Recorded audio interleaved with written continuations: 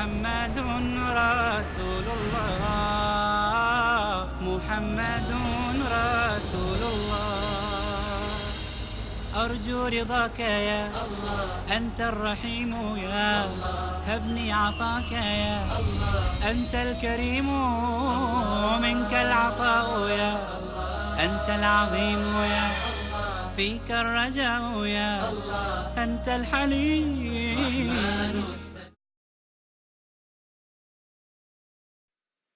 وكان الصحابة رضي الله عنهم ودولة الإسلام في المدينة قائمة على هذا التعامل في مجتمع المدينة، فكان يسكنها المسلمون وغير المسلمين، وكانت دعوة المسلمين لهم ومعاملتهم ومعايشتهم التعايش السلمي مما تفخر به هذه الشريعة الغراء، شريعة الكمال والوفاء والشمول. اليوم أكملت لكم دينكم وأتممت عليكم نعمتي ورضيت لكم الإسلام دينا. الإسلام دين السلام والمشاركة في حماية المجتمعات من الأضرار كلها، لا ضرر ولا ضرار. حماية الأفراد والمجتمعات والبيئة والأمن والمكتسبات والمنجزات والمقدرات. الإسلام يبني ولا يهدم، يعمر ولا يدمر، يبشر ولا ينفر، ييسر ولا يعسر. جاء برفع الحرج في هذه الشريعة في كل مجال من المجالات. لا يتحقق السلام إلا بالعقيدة والتربية ولزوم سنة الحبيب المصطفى عليه الصلاة والسلام وما كانت عليه القرون المفضلة. السلام مسؤولية فردية ومجتمعية تشترك فيها البيوت والأسر والمدرسة والجامعات والمساجد ووسائل الإعلام. لذلك لا بد أن يتربى الأبناء على حب السلام واحترام حقوق الآخرين وإن اختلفوا معهم في الدين أو غيره، لا سيما فيما يحقق صلاح المجتمعات، فالشريعة جاءت بتحقيق المصالح وتكميلها ودرء المفاسد وتقليلها. حرمت القتل وإزهاق الأنفس، ولا تقتلوا النفس التي حرم الله إلا بالحق، ومن يقتل مؤمنا متعمدا فجزاؤه جهنم خالدا فيها وغضب الله عليه ولعنه وأعد له عذابا عظيما. من أجل ذلك كتبنا على بني إسرائيل أنه من قتل نفسا بغير نفس أو فساد في الأرض فكأنما قتل الناس جميعا، ومن أحياها فكأنما أحيا الناس جميعا. لقد ضل من ضل من المزايدين على الشريعة والمساومين على فهمها يوم أن رفعوا عقيرتهم بحمل السلاح على المسلمين وعلى الناس أجمعين، ويوم أن راموا سفك الدماء والتدمير والتكفير والتفجير سلاحا يقومون به ويتمثلونه. لم يكن هذا نهج محمد بن عبد الله صلى الله عليه وسلم الذي بعث رحمة للعالمين، وإنك لعلى خلق عظيم. نعم أيها الإخوة، ويمضي التاريخ والسنون والقرون وتبلى هذه الأمة كما بليت في عصر التاريخ الأول من الخوارج الذين حملوا السلاح على المسلمين، أو من يرومون ويسعون بزعمهم إلى الإصلاح بالعنف أو بالقتل أو بأسلحة الدمار. وإذا كان العالم اليوم يتبارى في أسلحة الدمار فإن الأمة الإسلامية تتبارى في أسلحة البناء والأمن والسلام والوئام، وليس هذا هو الضعف، وإنما هي القوة الحقيقية. فليس الشديد بالسرعة، إنما الشديد الذي يملك نفسه عند الغضب، من يصور السلام حمقى، ويصور الرحمة عجزا، والعدل ذلا واستكانة، حينما يصبح لا يوجد مفهوم للعدل إلا حيث يوجد الجور، ولا يوجد مفهوم السلام إلا حيث توجد الحرب. أصبح الأمان لدى كثير من المجتمعات والسلام، وإن رفعت شعاراته، كسراب بقيعة يحسبه الظمآن ماء. والسر الكامن في ذلكم كله يا رعاكم الله هو تهميش الإسلام وإقصاء الشريعة التي هي أصل السلام بمنهجها الوسطي المعتدل. وكذلك جعلناكم أمة وسطا. من يزايد على مقومات هذا الدين وركائزه وأصوله وثوابته ومسلماته، ومن يجنح إلى غير الوسط إما بالغلو والتطرف أو بالذوبان والانهزامية والجفاء وركوب موجات العصر من الشكوك والإلحاد وزعزعة الثوابت، كلا طرفي قصد الأمور ذميم، ولا تغل في شيء من الأمر واقتصد، كلا طرفي قصد الأمور ذميم. ألا ما أحوج العالم إلى السلام، ومن أعرض عن ذكري فإن له معيشة ضنكا ونحشره يوم القيامة أعمى. الإسلام هو السلام، هو الطمأنينة، هو الاستقرار في عالم الأمراض النفسية والاكتئاب والاضطراب وعدم الاستقرار والسكينة، سكينة القلب وطمأنينة النفس، قبل أن ترفع شعارات لا مبرر لها في دنيا الواقع إلا من رحم الله. السلام أيها الإخوة هو الذي يقرر العبودية لله وتوحيده سبحانه، وما خلقت الجن والإنس إلا ليعبدون. الحكم بالعدل والشريعة ومراعاة حقوق الإنسان والمرأة والجيل، ومراعاة التمسك بثوابت الشريعة في كل الحالات، حتى في حالات الحرب. اغزوا باسم الله في سبيل الله، لا تمثلوا ولا تغدروا ولا تقتلوا شيخا كبيرا ولا وليدا ولا امرأة.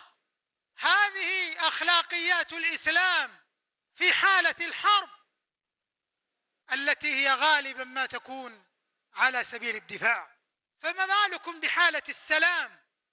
وقد ذكر القرآن السلام في 44 موضعا من كتاب الله عز وجل. 44 موضع يذكر فيها السلام في القرآن، وتذكر الحرب في القرآن 6 مرات عند الحاجة إليها. الله أكبر.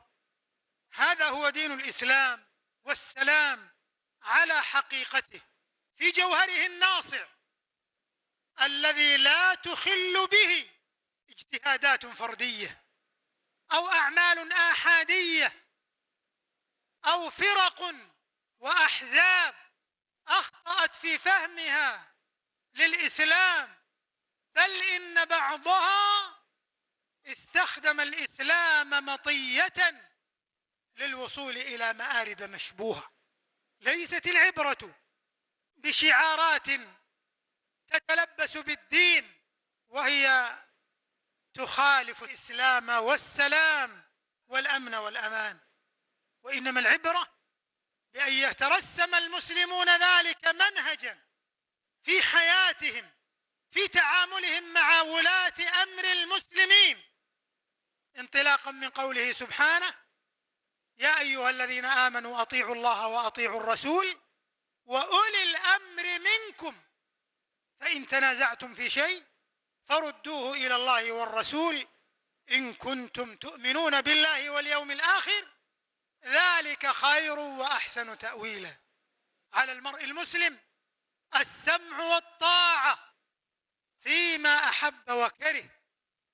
يقول جابر بن عبد الله رضي الله عنه: بايعنا رسول الله صلى الله عليه وسلم على السمع والطاعة في العسر واليسر والمنشط والمكره، وعلى أثرة علينا، وألا ننازع الأمر أهله إلا أن تروا كفرا بواحا عندكم من الله فيه برهان.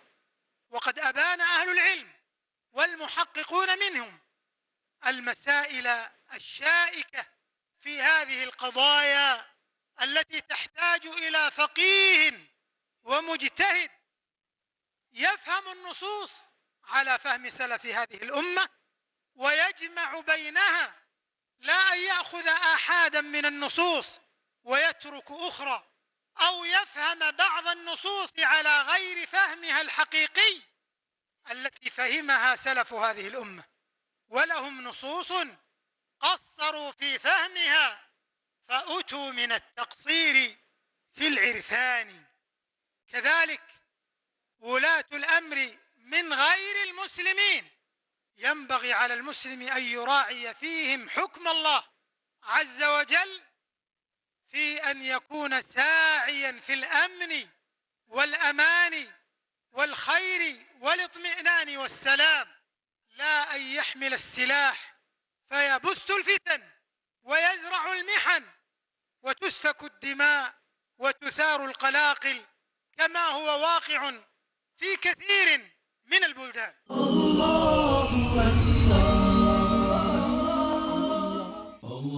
Assalamu alaikum wa rahmatullahi wa barakatuh. This is your brother in Islam, Mamdouh Muhammad. You're watching Peace TV, the solution for humanity. The Prophet sallallahu alaihi wasallam said, "Al-Iman, faith is that you believe in Allah. Divine guidance for human beings. Believing in the angels, believing in the books that were revealed by Allah, believing in the prophets, Obligatory, mandatory, compulsory. and that you also believe in the last day. And number 6, that you have to believe in the Qadr. Abu Usama al-Dhahabi. Welcome to Islam 101, a program in which we're going to do our best to give a clear and concise understanding and explanation about the basics of the religion of Islam, its tenets, its beliefs, its practices. Discover the dynamism of Islam embedded in divine directives for its believers in Islam 101. Every Thursday at 4:30 p.m. and repeat telecast at 3:30 a.m. India on Peace TV.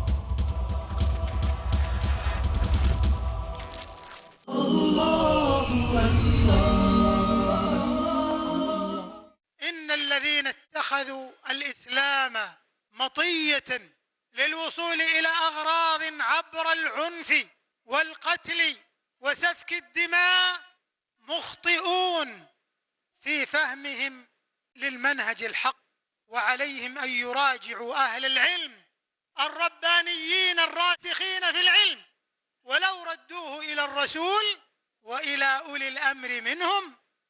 قال أهل العلم هم العلماء والأمراء، لعلمه الذين يستنبطونه منهم، ولولا فضل الله عليكم ورحمته لاتبعتم الشيطان إلا قليلا.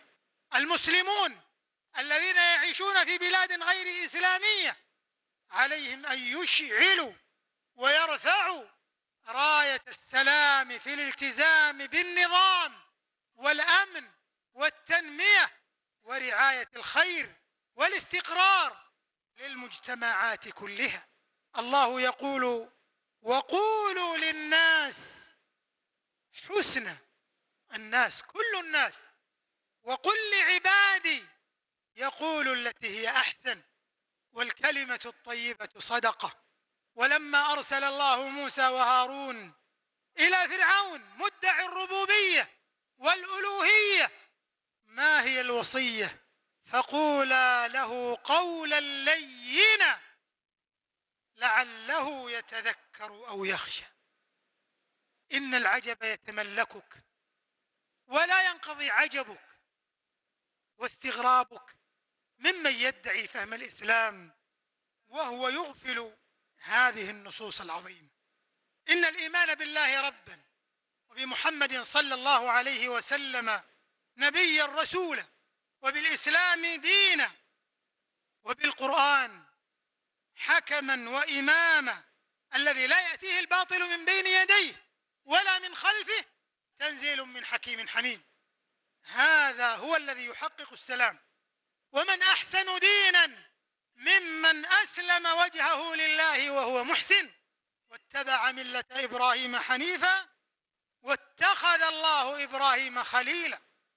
فأي سلام أعظم من هذا السلام الذي هو دين الإسلام؟ وأما السلام بمفهومه المزيف فإنه مبني على المصالح الذاتية والشعارات المجردة والقوة الجامحة الطامحة ومبدأ الهيمنة للأقوى. ولقد عني الإسلام بالدعوة إلى السلام، بل إن السلام اسم من أسماء الله الحسنى. هو الله الذي لا إله إلا هو الملك القدوس السلام. جاء الإسلام بالسلام، وتحية الإسلام السلام، والجنة دار السلام، وتحيتهم يوم يلقونه سلام، والملائكة يدخلون عليهم من كل باب سلام عليكم بما صبرتم فنعم عقبى الدار.